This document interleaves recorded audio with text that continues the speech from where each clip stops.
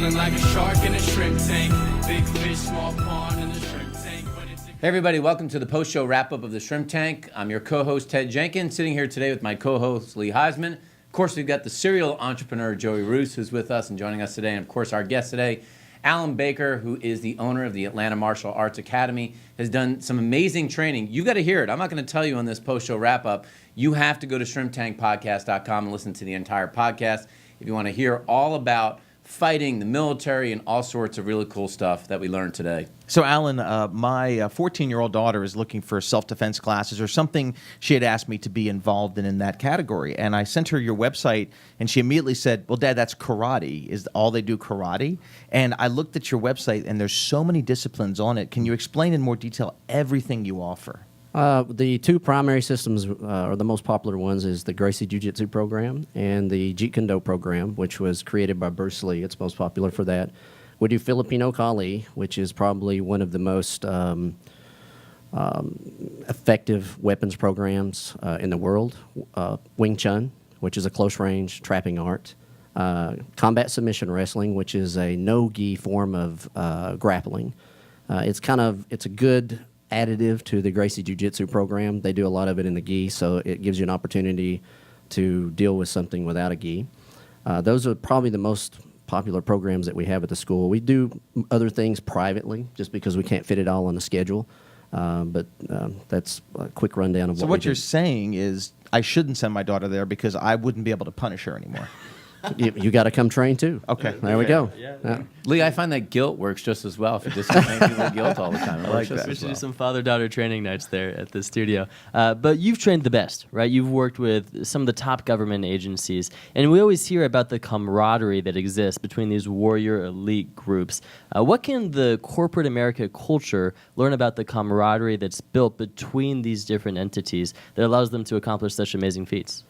Well, in just my experience, I've been fortunate enough to watch these guys train. And one of the things that I see that builds such a tight-knit group is the stress training they're put under. They're put in scenarios that is a tremendous amount of stress. Every time I get a chance to watch them do a drill, so to speak, they'll come out of it and immediately come together as a team. Some sort of team building. But I would say a little more stress added to it, which will build those bonds. And I've had it happen with my guys at the school. 2 times a year, we'll have a series of training we really push it. So, you may be grappling, and you'll get a fresh guy every minute for 10 minutes. And by the 8th minute, you have nothing left. And, you've got to dig deeper. You get close with those guys when they come in and do that training. So that would be my guess as to what builds it with those guys, just from my perspective. I've heard that the Navy SEALs literally lay in the cold water for hours and hours and hours, and just you got to sit there for 3 or 4 hours. It's crazy stuff. But I think in your world, what's is interesting is you do all this training, and there's a lot of hand-to-hand combat. And then there's what I call to be the art of negotiation. And I'm wondering how much you've learned about negotiating, what you can impart on our audience today that's watching the post-show wrap-up about how the military tactics and training, how about this kind of training can help them with negotiation? Well, learning verbal judo. We use the term wolfing. Wolfing. Yeah, and it's the social interaction that happens prior to a physical exchange.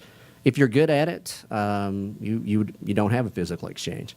And, the more you train that idea and the better you get at it, the least you're going to put your hands on someone. And it is an element. It happens. But you don't see it trained that often. So it's an important thing to put into your training. And then, it's like a force continuum for law enforcement. Even a civilian, you have to follow certain laws. So you have to know how to appropriately put your hands on somebody, even if it's just a light touch.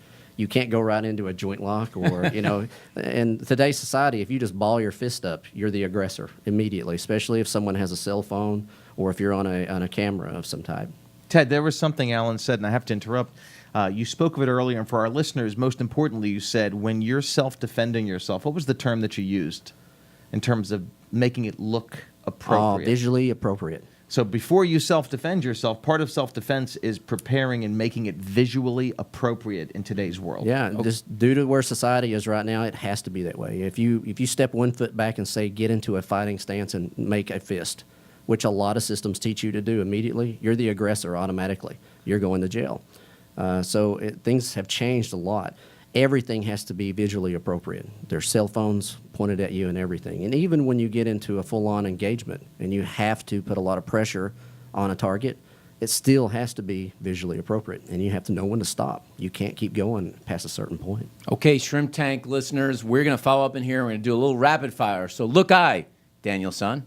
Do you like that one? I do, I Chad. want to know, and we want to know in the rapid fire today on the post-show wrap-up of the Shrimp Tank, are these guys real or fake? I'm going to start with Steven Seagal. Was he real deal or fake as fake can be? Fake as fake can be. Oh, I knew that guy was a loser. All right, I got one good old for our age group. I don't know if you know who he is. Yeah. Bruce Lee. Oh, that guy was the real deal. Real deal, Oh, yeah. Bruce Lee. Does Joey know who Bruce Lee is? I have heard of Bruce Lee. Okay. Yes, Okay. indeed. No worries. All Yeah. right. How about any of the James Bonds? Some of the material is possible. I don't know anything All right. about How the guys. about Chuck Norris? Real deal. Chuck was a real deal? Man, that guy put in a lot of training. And he made the effort. Nice. Yeah. Wait a minute, I got a good one, and we know the answer to this. JCVD, Jean-Claude Van Damme. That sounded like a disease. What is that? Jean-Claude Van Damme? right. He put in a lot of training in. I don't know. They if always that pick would- on him that he's not real. Yeah, really, I'd have to say the same thing. Tom Cruise. In what aspect? Fighting? Yes. No, he's not the real deal. Come on, he's practicing Scientology. All right, well, as a wrap up in here, we'd like to tell folks today, if you want to get this guy, he could be your personal bodyguard, probably for the right price, but more importantly, if you want to get training at his academy, your kids, or potentially get training for their corporations, their employees, how can they get in touch with you and learn more about the academy? Look us up at AtlantaMartialArtsCenter.com. You can email me at Sifu, S-I-F-U, Alan Baker at gmail.com. Yep. Sifu, remember, is the teacher. And folks, here's what you have to remember about your business. There's going to come a day you're going to have to defend yourself. It may be in a negotiation, or literally there may be a time you feel beaten down in your business, and that's the time that you have to respond. So learning tactics like these from the Sifu, that can help you do better in your business, and that's the post-show wrap-up of the Shrimp Tank. I've been feeling like a shark in a shrimp tank. Big fish, small pond.